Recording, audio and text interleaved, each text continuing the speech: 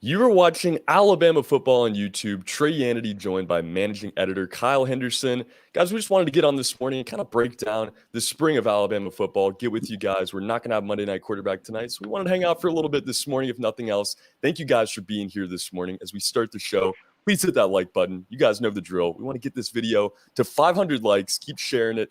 Get it out there so we can get more of you in the comments. And guys, please leave us your comments. Let us know what you think about the spring, the NFL draft this past weekend as well. Some of those Bama guys going higher, maybe lower than you thought. So let me know what you think about those guys this past weekend and everything else, heading into this summer. Kyle, I think you have the best view of all Alabama football YouTubers in the entire city. So really check this out. There. What's up, everybody? How you guys doing? Look at this. This is coming from Westgate. Westgate is obviously our presenting sponsor. Look at the view from Westgate. My goodness. Beautiful Bryant-Denny Stadium. They also, so I'm coming to you from like the sky deck. So you can come up here on the sky deck, during games or whenever. And remember, you can rent out Westgate on non-game days. So if you're just coming here for the summertime or whatever, check out Westgate. But happy to be here talking some Alabama football. I know today it wasn't, the news that you wanted to hear about regarding Eli Ricks being arrested on a traffic-related marijuana charge. I'm sure Nick Saban will deal with that. And already has dealt with that. But kind of curious to get, some of the takes from you guys following spring football. There's a lot to dive into. Clearly, it's easy to talk about what Alabama is returning. But I think most importantly, Trey, what Alabama has added from the transfer portal, because it seems like Alabama has completely cleaned house in that regard. Oh, completely, Kyle. I mean, Eli Ricks is one of those guys, but, just outside of Ricks, even you look on offense at some of those skill positions, and I'm already seeing comments about your beard here, Kyle, in the comments section. Yo, beard game strong, right? Yo, beard life is a different life, I'm telling you.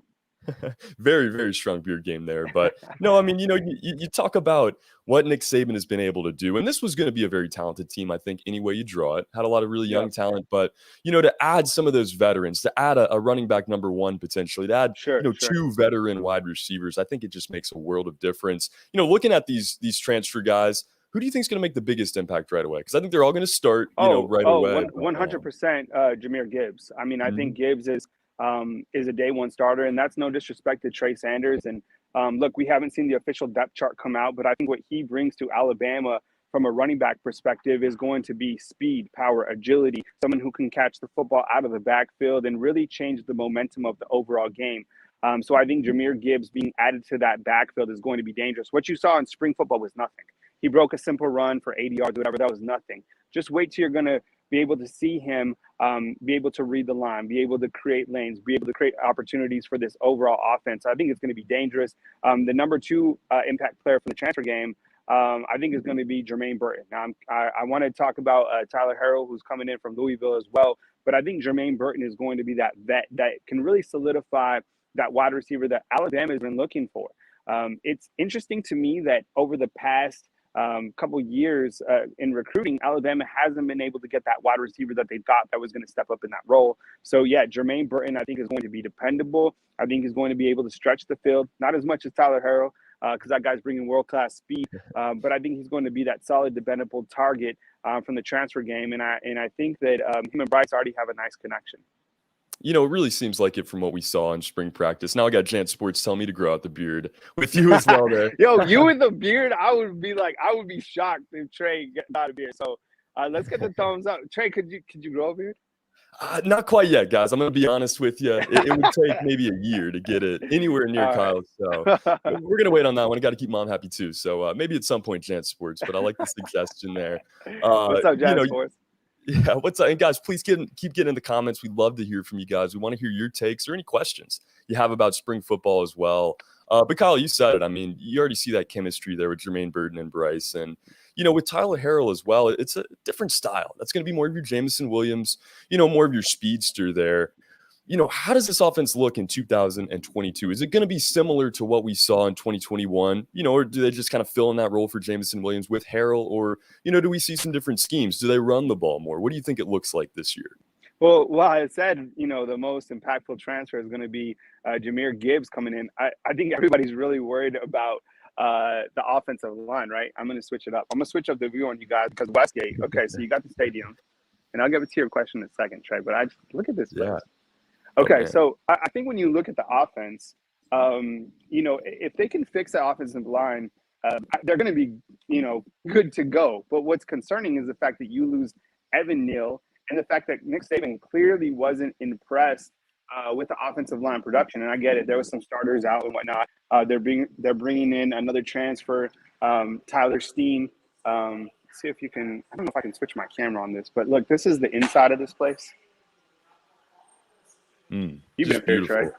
Yeah. Oh yeah, for sure. Guys, you can't All even right. see it from here. You got a pool table back there. You got a game room. They bring in catering into that little area right Can there I as switch well. my camera? Oh, I don't know if Um, I can switch my camera. I'm not thinking so. Hold on, guys. Can you guys see this? Look at the luxury.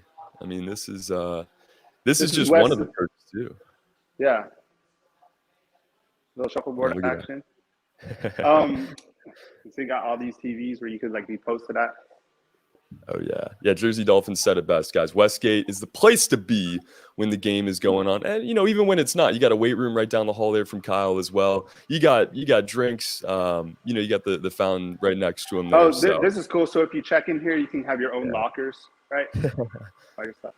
Um, But I think like getting back to the offense, I mean, if they can fix and solidify the offensive line, they're going to be good. Now, look, I think what is concerning, I think concerning to a lot of people is, and look, no disrespect to Kendall Randolph, but I think people are worried about the tackle position. Is it going to be J.C. Latham? Is he going to be a rising guy? Kendall Randolph, what type of position is he going to be in? I know Alabama likes him in heavy sets at that tight end position as well.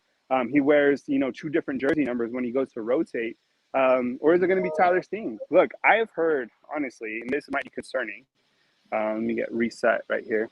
That the offensive line isn't in the best shape, and even people close to the program kind of feel the same way. That have kind of seen this offensive line. So maybe this would be a catalyst for the offensive line to kind of dial in and get put in some work over that summer period going into August to prepare that first game against Utah, Texas. And look, the front end schedule for Alabama, in my opinion, very favorable. I know Texas wants to hype everything up. Maybe we talk about that, in the next couple of minutes, kind of that Texas-Alabama matchup, because there's a lot of names, Trey. So maybe we should talk about that a little bit. I think people yeah. will be interested to talk Alabama, Texas already, considering it's just what are we, May 2nd? Is this May 2nd? We almost May in Cinco de 2nd, Mayo. man. I was gonna Yeah, say yeah. We Thursday. need to, Trey, maybe we should link up for a margarita on Cinco de Mayo. Yeah, margarita crawl. I love it. Yeah. Okay, yeah, sure, man. Taco Mama's not too far away. Nah. But yeah, no, Kyle, it's really one of these matchups that is going to, I think, go down in history, not just because of the teams themselves, but just because of the Mhm. tradition of each program. And, you look at Texas right now, they're not necessarily going to start out in the top 10, top 15, but how personal this matchup is going to be for Alabama. You go play Steve Sarkisian, Jaleel Billingsley. You go down the list here, and of course, Ajay Hall now as well. So, as we talk about that matchup, what's most exciting for you? Because I think there's a lot of different storylines you can kind of latch onto for this game. But, being game number 2, being early on in the season, what do you think makes this one the most exciting? Just Alabama versus Texas, and you Yeah. have you have Texas, who thinks that they're this elite program, and they're up there with Alabama every single year, and they're like barely like a sub 500 team, right? So Texas is going to put every single ounce that they have into this game. Can you imagine if Texas beats Alabama? That'll carry on for the next 100 years. But in reality, when I look at this game, there's going to be a great amount of storylines. Clearly, Steve Sarkisian, Jeff Banks, Kyle Flood, Killen Robinson. Remember, Ben Davis went there just recently. Jaleel Billingsley, Ajay Hall. So you have all these guys not going to Texas. And how many of those guys start or how many are impact players, I have no idea. But the truth of the matter is, Alabama is going to dominate Texas. And I'll tell you why. 2 players individually, not Bryce Young, not Jahmyr Gibbs. It's going to be on the defensive side of the ball. Dallas Turner and William Anderson. Now, when you have those guys getting pressure on Texas's very vulnerable offensive line, you talk about Alabama's offensive line not being in shape. Texas's offensive line is going to be in a world of hurt, from what I understand, going into this game. So I think when you have William Anderson, pound for pound, the best player in all of college football, probably would have been the number 1 draft in this year's NFL draft, along with Dallas Turner, who I think is also going to be a top 10 pick when his turn comes right in the NFL draft. I think that those guys in Alabama's defense is going to be a big reason why Alabama really dominates that game in Austin. Now, look, we're all excited to go to Austin, 6th Street. It's going to be it's going to be a blast. But we've seen the type of production from Billingsley. We've seen, the kind of social media craze from Ajay Hall, and that didn't really translate to the field from Billingsley or Ajay Hall. I think Steve Sarkisian, he's a great coordinator. People want to see if he's a great coach, right? What can he really do at the highest level? He's going to have his opportunity week 2, taking on the number 1 team in the country with the Alabama Crimson Tide coming in. I would assume they're number 1. I mean, number 2, number 1, wherever Georgia is. But we all get the point. They're going to be 1 or 2, and Alabama's coming in. And look, Nick Saban's not going to talk about the Texas game. He doesn't care about the Texas game. That game is not even on his radar, right? His golf game's probably on his radar. And then when the season starts, guess what the focus will be on? The team during August. And then around the 3rd week in August, they'll start to focus on Utah State. So don't ask him about Texas. They'll piss him off. This is the time for it. We can talk about it because that's what we do. But I think Alabama goes to Austin and dominates the Longhorns this year. Yeah, I think Brock is right there with you. He's got a steamrolling of a 30-point win for Alabama in the comments. So, yeah, I love it, guys. Please give me your score predictions. We do a score prediction show in the fall, of course, but it would be fun to kind of look back and see what everybody had here in May. So get those in as well. Kyle, we talk about this schedule down the stretch after that. We really kind of, I think, had mixed opinions on this past season schedule. How do you feel about this schedule? Do you think this is a hard one for Alabama? You have some of these fun games at the beginning, and the SEC, is going to be kind of difficult there down the stretch at the end. So, overall, how do you feel about this schedule? Look, I think the front end, very favorable. I think it'll give Alabama time to build up that offensive line, develop that continuity. The back end schedule, kind of that meat of the schedule. I mean, it's a SEC grind, when you're playing Texas A&M, when you're playing LSU, and you have some of those other SEC games sprinkled in there, Arkansas. I think those are going to be challenging games. All those, I'm curious to see Nick Saban versus Brian Kelly. I can't wait till those press conferences, right? Especially, kind of the news and kind of everything that surrounded Brian Kelly from LSU. And that game is just always fun to be a part of. Alabama certainly has redemption probably on their mind with Jimbo Fisher and Texas A&M coming to Bryant-Denny Stadium. That's going to be a game where, you try to stay at Westgate, but good luck on that because, people probably already have that on lock. But I think the schedule, it's not overly challenging in the front, if not easy. You got an easy back game as well. Who is it, like Austin Peay or something like that they're playing on that back end? Mm-hmm. I believe someone like that. And then, the rotating door at Auburn with everything that's going on over there. But Auburn always rises up. Their defense is always stout. But with the components coming back for Alabama this year, I love this team. And this is what I think when you kind of look, here's some rat poison. This is going to piss off a lot of people that don't like the rat poison talk. Bryce Young, where'd he come from? Los Angeles, California. Right? Yeah, Mm-hmm. No, Los Angeles, right? Where's the title game this next season? I believe in the brand new palace over there. Yeah, SoFi Stadium, LA. So I'm just saying, this team knows. I think last year they were trying to, they were capable clearly of winning the national title game. Clearly, injuries, a couple things that didn't go their way. This year, with the leadership that this team has, and from what I understand, Ajay Hall's reason to exit the program wasn't necessarily his, decision. So there's leaders on this team that are making decisions. There's leaders on this team that are in leadership roles. And I think this team has enough talent all the time. That goes without being said. But the leadership, I think with these guys now being juniors and some of these upperclassmen, at times I thought they were sophomoric last year. They have enough to completely run the table in college football. They got to develop that offensive line. I know that's the biggest concern going into the season, but Alabama is still Alabama, and I can't wait to see what these guys do this season.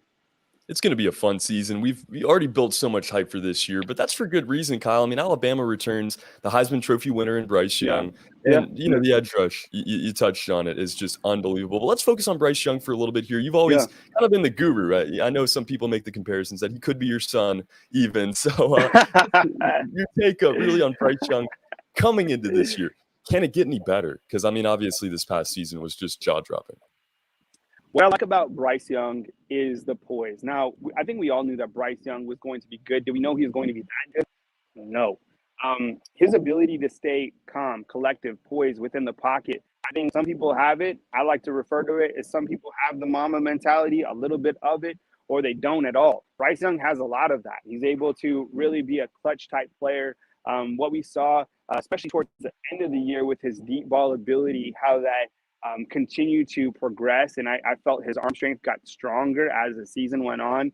You look at some of the throws that he made in the SEC Championship against Georgia. I mean, kind of that one where he kind of, I think it was to Mechie, where he kind of directed him towards the corner and then he hit him. And it was really a thing of beauty and really something that's going to allow him to develop, this offense much more. And I think that's ultimately going to lead him to the NFL. So Bryce Young, the biggest takeaway from him, the poise, the maturity that he's always had, how well spoken he is. We watch the press conferences, right? Got to keep him clean. And Bryce Young does that by himself because you can never really get a clean hit on him. He's able to really evade defenders. And there were some times that he took some hits. I remember early in the season against Florida, they got to him. But kind of, how he's able to absorb those hits. I mean, he's a special talent, a magician in the backfield. And I think one of the plays that I rewind to last year, and I think everybody was like, oh, he's like that, was against Miami on that opening drive where he basically, kind of did some magic in the backfield, found John Mechie on the outside, and Mechie goes and jumps over the pylon. I still think about that play because that's what Bryce Young is going to have. You add weapons like Tyler Harrell, Jermaine Burton. You have other receivers on the team, JoJo Earl, Christian Leary. Watch for Amari Niblack coming in. He's coming in this summer. Not here yet. And I know that there was some transfer talk news on the tight end. That was never going to happen. Kincaid was never, ever going to come to Fake Alabama. News. So be careful out there. Stay away from that stuff. He was never going to come. And so there's a lot of backstory on that. But Kincaid was never going to come to Alabama. And you got Camlin too. Amari Black. Let's see if Alabama can develop some other tight ends. But overall, the offense is filthy. I mean, we haven't even talked about Jace McClellan, Roydell Williams, also in the backfield. I mean, those guys are just like, they were monsters when they had their opportunity. It was like Jace McClellan, that guy is absolute beast. So Nick Saban did hit on the fact that those guys are making strides to be back 100% by August. So when you look at that running back room, and I know they lost Kamar Wheaton, I almost dropped the ball right there. You got Jameer Miller came through, and I think Nick Saban clearly impressed his ability. So you look at that running back room, same old story at Alabama, strictly loaded at the backfield, but Jameer Gibbs, special talent. No doubt, guys. Ariel, what is up? Jeff Stapleton, thank you guys for being here. Keep hitting that like button for me. Keep getting in the comments. Good to see you guys. We got Jersey Dolphins. We got a loaded cast here in the comments already, Kyle. But you said it, man. There's a lot of fake news out there right now. So, guys, if you want the real news and the real scoop, please come checking us out at Alabama Football YouTube, because we're never going to lead you astray here like, maybe others would. But Kyle, you talk about the running back room a little bit further. How do they use it this season? Because there's just so many options. I mean, a guy like Trey Sanders even could probably be running back one at most SEC schools. I think from the running back perspective, I think you have to be in my opinion, I don't think it's going to be a running back by committee. I think Gibbs is that good. So he's going to be probably the featured back. And I think he does maybe split some of that with Trey Sanders. But I think you ask a great question right there, because you have Jace McClellan, you have Roydell Williams. I don't think it would be a running back committee. I mean, what about you guys inside the comment box? You think Gibbs is the featured back? You also got Miller back there as a freshman. That's a really good question, Trey. Right now, from what I know, from who I talked to, Gibbs is the featured back, but I don't know. I mean, you need all those running backs because it's a gauntlet of a season. You're going to have some early games that are favorable for Alabama, some more rat poison, but I think that could provide opportunities for some of those guys to play. But then again, Nick Saban, it will be like, well, how the hell those guys are going to play? I don't know. Maybe Utah State and Alabama go back and forth. Who knows? I don't know. Did you see somebody just bet was $1,000 or something ridiculous on Utah State to be in the championship? Hey, you never know. St. Peter's. The way that their schedule lines up is super favorable for the Aggies. So I don't know. I think Alabama wins by 40? I think the spread on that is. I think at least 28.5. I was gonna say maybe 30, 35 points in that game. I don't know if I take 35, but I take 28. I would So, too. Yeah, 4 right. touchdowns, I think it's certainly I fair. take, but I wouldn't take 5. Nick Saban won't run Yeah. up. He won't run up the score on teams anyways. Exactly, and they're gonna be trying things in the second half on both sides of the ball. So, maybe 28, is more of a fair number there, but, we're gonna kinda have to wait and see what those lines look like, and now that spring practice is over, we get into a little bit more chill period with Alabama football. We roll into the Yep. summer here. As we kinda wrap up this spring, Kyle, what are you looking forward to during this summer? And, what Alabama fans need to be on the lookout for? I think there's just the overall, so these guys are off to come back. They'll continue to do some work together before August. And leading into SEC media days, we'll be continuing to track, some of these summer movements and a lot of recruiting from Andrew Bone. So definitely hit the thumbs up, like, subscribe. We appreciate you guys so much being inside the comment box. I'll be coming to you more, because I miss talking with you guys, to be honest. I'd love to be on here. Trey and I, we have that nice continuity, and it's good to catch up with you, Trey. So, Trey, where I'm at? I'm at Westgate. You Oh, guys yeah. come say what's up. This is a Sky Deck. We're so appreciative of Westgate sponsorship, and they make things go round, but so do you guys. So hit the thumbs up, like, subscribe, and we'll be keeping tabs on the guys who are coming in this summer. Amari Niblack, keep your ears open for that name in summertime, and more recruiting coverage up until we get to SEC Media Days, which is mid-July, and then in August we'll turn it up as we gear towards the 2022 college football season. We were ready to turn it up, guys. Very well said there, Kyle. Like you said, guys, please keep hitting that like button. Keep coming to our channel because we love talking to you guys. We love being able to post videos and keep you in the know. And before we get out of here as well, guys, get in the comments one more time. Let me know what you're most excited about as we get into the summer here. If anyone has any questions, I'll be out here. I got to move because it's getting hot out here. But if you guys have some questions, Trey, you can post them on the comment box. I'll take some questions for a few minutes before I bounce out. Yeah, guys, any questions you have, please get them in the comments. And Jeff and Stapleton, hit me up. And before we do that, Kyle, as we kind of wait for some of these questions to come in, I want your thoughts on the NFL draft too. We haven't had a show since the Alabama guys went in the draft. So, just kind of your thoughts on everybody from Alabama. I mean, I wasn't surprised, to see Evan Neal. There was a tackle taken before him, right? I was a little bit surprised to see that, to be honest. But I mean, as you put the video together yesterday, Evan Neal, Jameson Williams, 2 additional first-round picks for Alabama with a combined estimated contract revenue of $42 million. I think Alabama now has contracts in the NFL in total for over $1 billion. So that's just ridiculous when you step back and think about it. I always have thought that Alabama needs their own, almost like red zone, like built by Bama on Sunday, because there's so many guys in the NFL from Bama. I follow the 49ers, and it's rare because they're one of the few teams that they don't have, they don't have anyone from their team on Bama. So it's like me and the K-Dog when we're watching the team, we're like, come on, man. Like, I think Jared Mated might have went to like the practice squad or something like that, but some of these other teams like the Redskins are like 20% Alabama. The Giants now. Yeah, the Giants, the Ravens. There was a time where Washington was drafting so many players from Alabama, and I think now, I mean, isn't that where B-Rob is going? Right? B-Rob and Fedarian Mathis. They got 2 this year. Yeah, and they would always tweet out like "Roll Skins," back when they were the Redskins. But now they're the Commanders. So Roll-manders. Yeah, yeah. So that's it in the draft. But good to see like Jalen Armour Davis picked up. There were some other free agent guys. I think Slade Bolden and another player there picked up for unsigned free agents, which is good. I mean, I think who knows what will happen with Slade Bolden, but that guy certainly grinds. And towards the end of the season, he did some things for Alabama. But Evan Neal, of course, multimillionaire. Jameson Williams. Multi-millionaire, Don Mechie getting paid, Christian Harris getting paid, and rightfully so. All those guys put in the work, and now we'll see them on Sundays. They really did. They deserve this. And, for guys like Slade, it was great to see them at least get a contract somewhere after the draft. Yeah. We only got one question in here, but it is actually about Slade. Do you think he's going to make the roster at Baltimore? I'll go with yeah.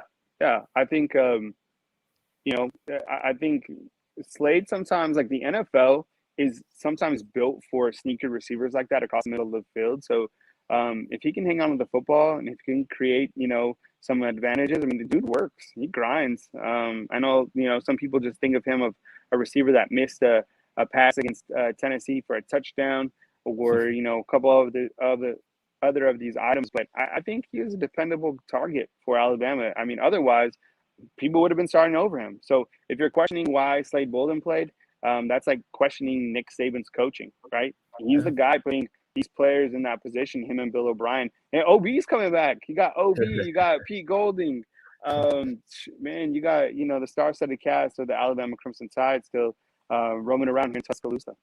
Yeah, you really do. And for Slade, people want to talk about the drops and everything else. Look at that Auburn game. Without Slade Bolden, Alabama probably doesn't win that game. They don't have a chance to, compete for the national title. So Slade was there at times when it counted just the same. Yeah, Brock's asking about Jordan Addison, I believe. Have you heard about the NIL news, him going to California? I mean, this is going to be these landmark cases, because when we look to NIL and the things that are happening, I mean, we just checked out the Ochaun Mathis from TCU transferred between Texas and Nebraska, and from what I understand, it seems like Nebraska is able to present a better deal, right? So you look to what's happening in college football, and it's like, who can present these bigger deals, and I get it. I mean, coaches can go to where the better deals are at, but I think there has to be some sort of a timeline. I mean, Addison going to USC is dangerous. That dude's a complete baller. You pair him up with what Lincoln Riley already has. I'm going to be watching USC football. I think everybody's going to be watching USC football. So Alabama's done a fantastic job in the NIL space. They're going to continue to do that. But yeah, I think at some point there's going to be some parameters set, because right now we're just in the Wild West, and we're kind of in reaction mode. I think everybody's in reaction mode. Not only media, but I think coaches, players, everyone in that space. It's the Wild West, and there's no real rules. And Addison is certainly a baller, so we'll see what happens. Yeah, I mean, excited to see that. If that is the case, that USC team is going to be so much fun out there with Lincoln Riley. Kind of building that brand back. It's going to be fun to see. Kyle, as we kind of wrap it up today, any of your final thoughts? Anything you're excited about? That we have coming up here soon, or what you were most excited about from this spring? I mean, just I'm worried about the offensive line. So when I think about Alabama football, I hope that they can tighten that up. But overall, no, I'm excited about 2022. I'm thankful for each and one of you as subscribers. You guys help us get to this point, along with Westgate. So if you're in Tuscaloosa and you can't make it here during the actual season, come out here on a non-game day. When you come out here to just check out Tuscaloosa, tell them Kyle Henderson sent you. They have some affordable places to stay. They really do. So if you're going to stay at a hotel or whatever, stay at Westgate. Fully furnished. It's amazing. Drop by Westgate anytime, and just excited about the summertime, man. It's that time where you can get out there and get some rounds in of golf. So you can find me out at North River. I'm trying to shoot in the low 80s. Yeah, I was gonna say, Kyle, I know you're gonna be found quite often on the golf course this summer. So, guys, oh yeah. Please, I hope the game is improving. Get that handicap down a little bit for me this summer. But, oh yeah. It's really just, I think this time of the year is fun to kind of evaluate, see what you have. And I'm really glad we could do that this morning on this show. And I'm really glad you guys were here to get in the comments with us, hitting that like button, supporting our channel. Because like Kyle said, you don't know how much you mean to helping us grow and helping us continue to do what we do. Kyle, I'm going to let you get back to Westgate there. Let you get around to pool in or something. But until next week, guys, this has been Alabama Football on YouTube. Just kind of breaking down the spring. We'll see you real soon. Roll Tide.